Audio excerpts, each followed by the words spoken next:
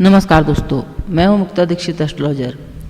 आज गौतम अडानी जी के कुंडली के बारे में जो है आप लोगों को जानकारी देंगे। बहुत सारे लोगों के मैसेज हैं कि क्या होगा, कैसा होगा भविष्य, और जो इनसे जुड़ी कंपनियां हैं उनके लिए क्या हो सकता है, क्योंकि कंपनी के मालिक रहते हैं, इनकी कुंडली का प्रभाव इनके जो है कार व्यापार सभी पर पड़ता है। और इसके साथ जो हम कंपनी कुंडली एनालिसिस करते हैं तो उसमें जब कंपनी की स्थापना की जाती है उसके हिसाब से जो है हम आपको जानकारी देते हैं।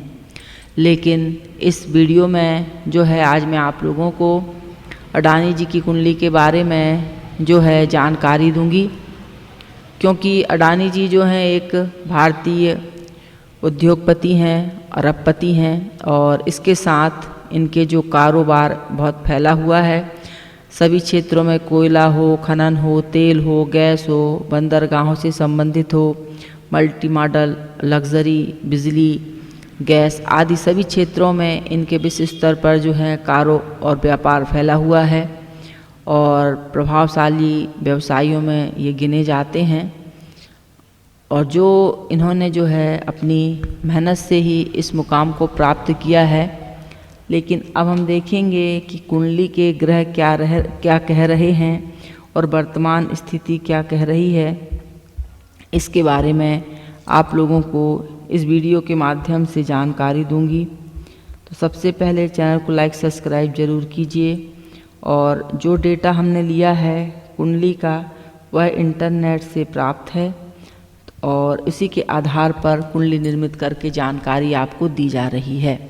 तो 24 जून 1962 जो डेटा लिया गया है इंटरनेट से लिया गया है, इसी के आधार पर कुंडली के ग्रह नक्षत्र क्या कह रहे हैं इसके आधार पर आप लोगों को जानकारी दूंगी।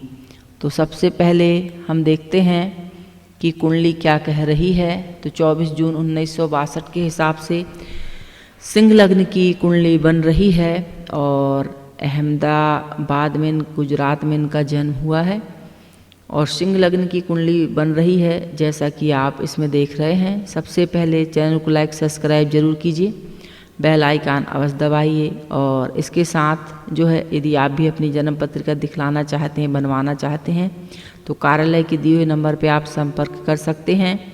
और जैसा आप जानते ही हैं कि हमारे कार्यालय से जो है gold, silver, Nifty bank, crude oil आदि का दैनिक, वीकली और मंथली प्रेडिक्शन दिया जाता है, तो वह भी आप प्राप्त कर सकते हैं कार्यालय के दिए हुए नंबर पर।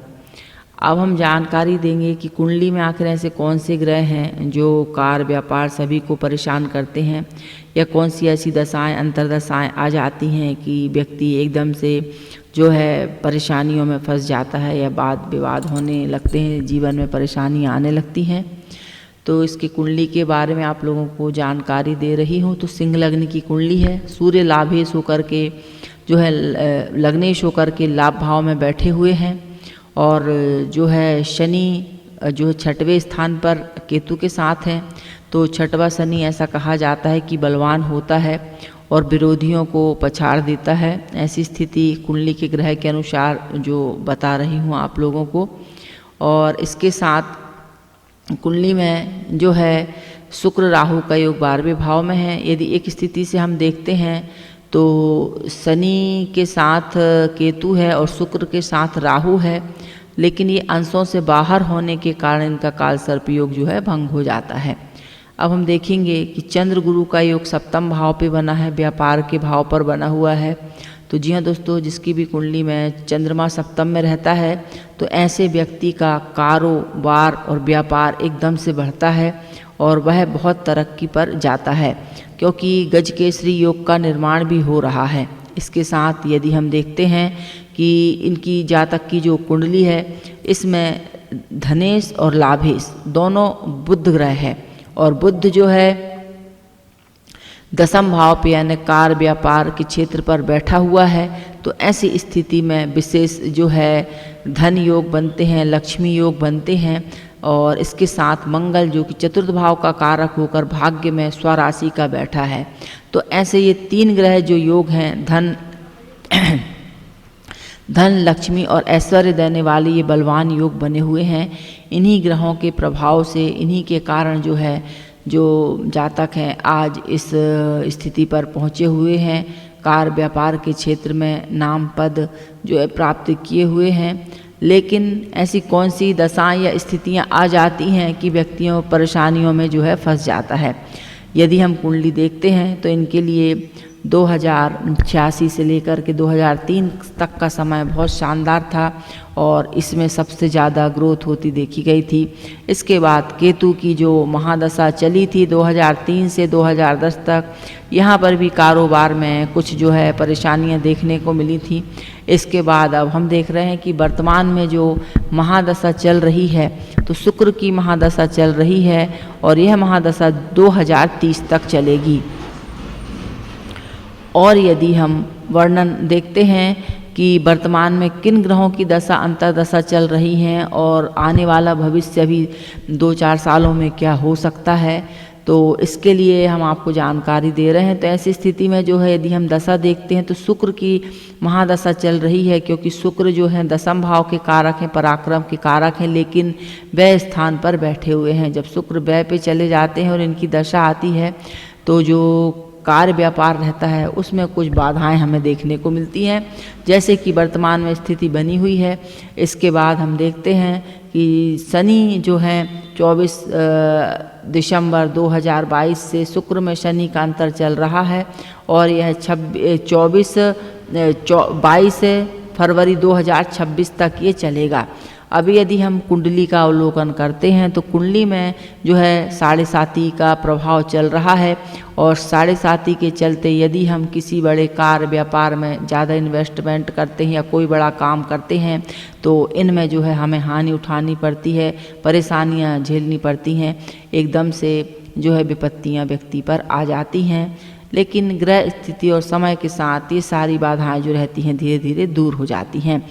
लेकिन ग्रह अपना प्रभाव छोड़ते हैं तो उसी के तहत जो 7.5 का प्रभाव चल रहा है, क्योंकि इनकी कुंभ राशि है, 7.5 का प्रभाव चल रहा है, तो ये मान लीजिए आपकी कम से कम अभी इनको जो है एक भाग ही निकला है 7.5 का, लगभग 4.5 साल का समय और है जो परेशानियों में रह सकते हैं और उपाय आदि करेंगे तो विशेष लाभ के फायदे के योग बनेंगे।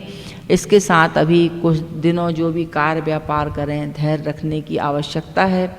अब बात आती है इनके शेयर की, क्या करें ना करें। तो आने वाले समय में जो है कंपनी और ग्रोथ करेगी, लेकिन अभी फ़िलहाल जो थोड़ा कष्ट का समय चल रहा है यहाँ पर कुछ उतार चढ़ाव हमें देखने को मिल सकते हैं।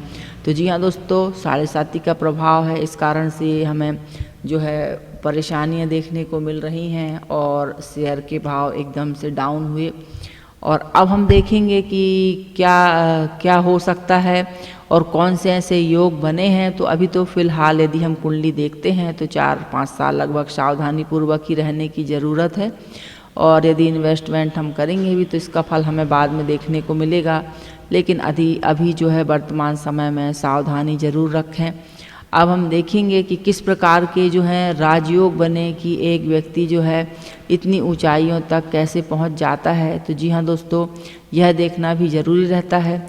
और 2030 के बाद से सूर्य महादशा आ जाएगी, सूर्य महादशा लग्नेश की दशा रहेगी, तो यह भी अचानक कार्य व्यापार में और अधिक सफलता के योग बनावेगी। अब हम देखेंगे, क्योंकि ज्योतिष शास्त्र में यदि महादशाएं ना आएँ आपके जीवन में तो आपके बड़े से बड़े योग विफल हो जाते हैं और यदि महादशाएं आ जाती हैं तो आपके सारे योग सफल हो जाते हैं। महादशाएं नहीं आएंगी, योग बना है, आपको उसका सूक्ष्म फल मिलेगा। और यदि महादशाएं आ जाती हैं, योग बना है, तो आपको उसको पूर्ण फल प्राप्त होता है।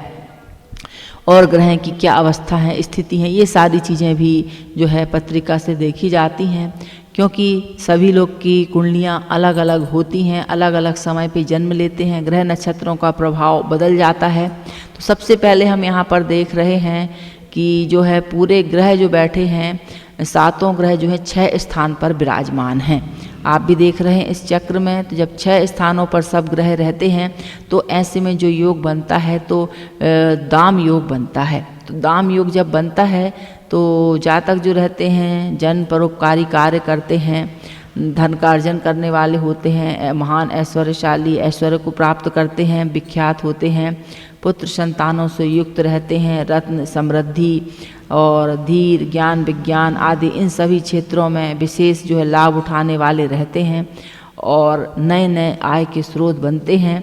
लेकिन विरोध और शत्रुओं का भी जो है सामना जीवन में करना पड़ता है।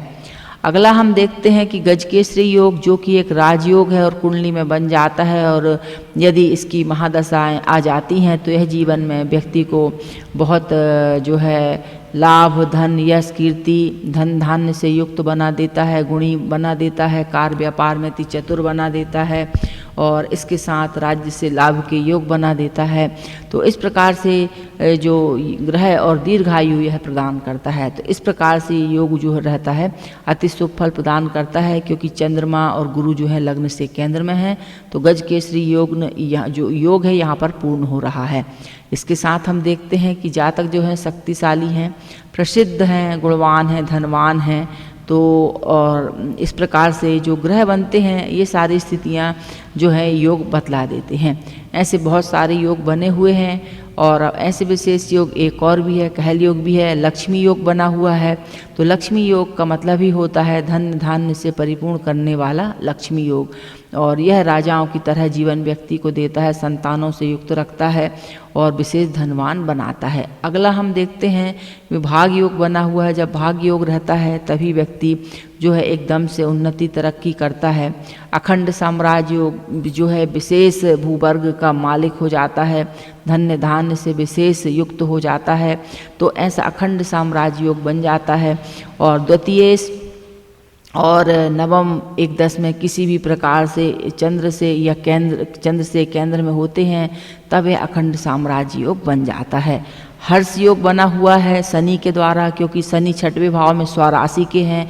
तो ऐसे में विपरीत जो धन योग बन जाता है, इससे व्यक्ति को अपने जीवन में बहुत ही धन लाभ के योग बनते हैं और विख्यात होता है। तो जिस प्रकार से जो जब तक योग आते हैं और उनकी दशाएं आ जाती हैं तो पूर्ण व्यक्ति अपने जीवन में सफल हो जाता है।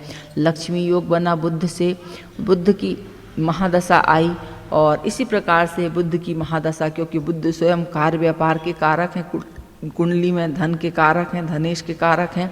तो इस प्रकार से इन्होंने पूर्ण धनवान और वैसे ही बुद्धि ज्ञान व्यक्ति का हो जाता है। और इस प्रकार से जो है हम देखते हैं, क्योंकि शेयर मार्केट का यदि इनकी कुंडली में कंपनी की बात करते हैं तो पंचम भाव है गुरु का, और गुरुदेव जो हैं केंद्र में बैठे हुए हैं, तो हमेशा इनको लाभ की प्राप्ति होगी। लेकिन जब थोड़ा सा खराब समय आता है तो वहाँ पर धैर्य रखने की आवश्यकता पड़ती है। इसीलिए कुछ समय अभी उतार चढ़ाव वाला है, इसमें थोड़ा धैर्य रखना पड़ेगा। बाकी हरी इच्छा, यह जानकारी मैंने आपको जो डेटा केवल मैंने इंटरनेट से लिया था और यह कुंडली का वर्णन मैंने विश्लेषण किया है। चैनल कुंडली विश्लेषण अच्छा लगे लाइक शेयर सब्सक्राइब जरूर कीजिए। देखने के लिए धन्यवाद। नमस्कार।